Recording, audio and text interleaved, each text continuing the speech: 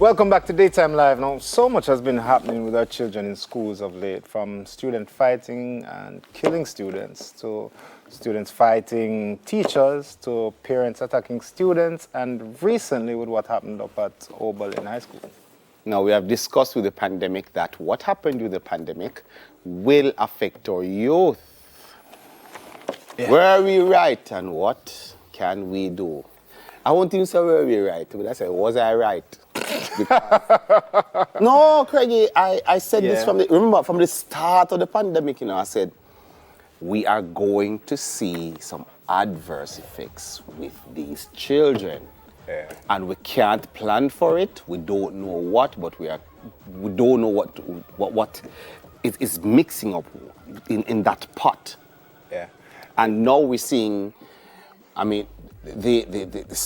there's so much instances of students fighting students. Mm-hmm. One girl lost her life, and with these videos coming out, it's almost like every week it's another school. Yeah, man, is what happens is that the pipe in my bus. You know what I mean? Everybody is a whole heap of pressure that the world was put under. So. You have adults that struggle to manage them kind of pressure, much less youths who don't really know, don't really know the world yet. You know what I mean? So that's what happened. Type of bus, students having to force becoming adults, even if it's mentally, so them feel like them have to fight and defend. Whatever it is, them feel like them have to fight and defend in their mind, and it's all in their mind, Yeah, it's unfortunate, man. It's too much to be asking the youths them to deal with, but there's no other choice. Them have to deal with it. Another perspective is that for 2 years, there's a reason why solitary confinement is a punishment, and these kids are going through hormonal, emotional, mental changes constantly. Yeah. And for 2 years, they were locked away. Yeah, and they weren't able to interact with their peers to help to work out some of these situations. So now, you basically just throw them back in one space all together at the same time, And that's not it, Remember, so when you're locked away, it's not like them locked away, one, them unsupervised, two, and the pressures and the strains and the struggles are being magnified around them, three.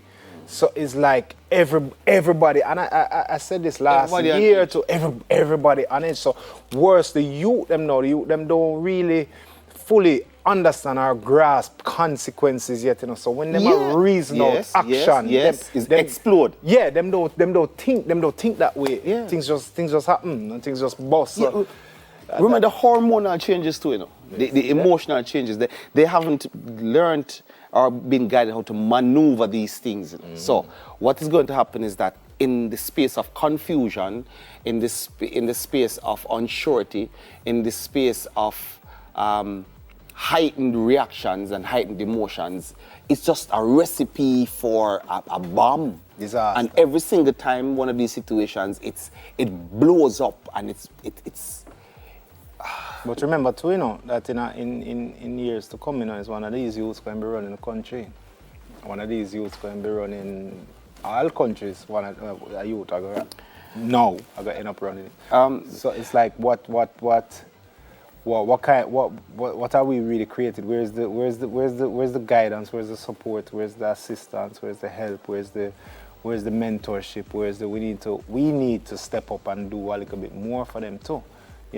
We need to add a little more conversation. I remember producer and I were talking this morning, Odessa and I were talking this morning about implementing things like meditation, and I was saying conversation, a little bit more conversation in the schools from people who they identify with, mentors who they identify with, and not just people who them just not gonna listen to. Right. You know what I mean? Because you tell certain youth about meditation, you tell certain youth about devotion, them tune out.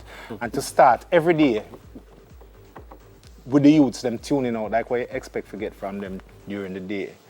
You know what I mean? So maybe we need to do more to engage them mentally. Yes. At the beginning Meet of them where each they are. day. Yeah. You have to be a little bit more patient. Yeah. A little more accommodating. And it's interesting that he used the word devotion because an incident happened at Oberlin. Yeah. And based on the press release by the Ministry of Education, it surrounded children being at devotion. Right. A teacher having a prayer session, and the kids, the children, some of them being adversely affected physically, where they were, writhing on the ground, foaming at the mouth, thrashing. At one point, it was said a child had to be taken to the hospital. I have some the woman did say a demon. I have some interesting thoughts about it. Because when it is that you put out a press release and it's almost, I won't say blamed, but the cause of it is prayer and the effects of prayer, then it's like you demonize the godly. Well, you see the thing, you don't know if I expel the demons still. You see, the thing is, I do believe in another realm. I do believe that there is a spiritual battle being fought. Definitely. There are two schools that I always hear about, Oberlin and St. Hilda's. I always hear about them two schools with these things. So it's things that I am... Okay, so I used to be an altar server too, So I have been on exorcisms and things like that. So I've seen a lot of things, and some of them never believed, but some of them felt real.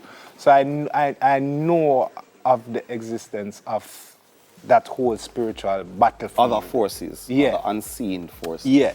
So it looked authentic to me.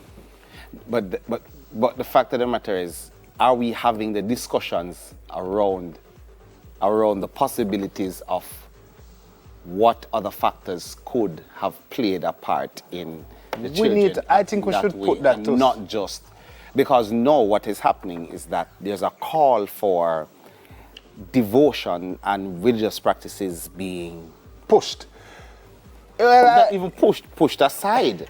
I think we should throw that. I think we should probably throw that out to social media, because that is something that I would have liked, that discussion. It's already happening. Hours. I mean, I think I would have liked to be a part at that kind of discussion. But I don't think it's. So what they're saying, that the devotion is what caused the convulsions and the collapses. The activities or activity during the devotion, the prayer. The teacher praying.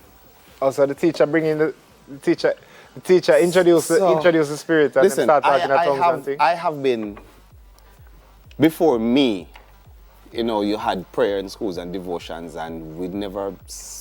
We talk more about it later still. Yeah. We'll get into that one. All right, so Daytime Live will be right back, and we'll come back. We'll have a throwback video from the general himself, Mr. Barry Hammond. You mean Father Barry's? Yeah. Him. Original catchy hat? Uh-huh. Richard, eh? Eh.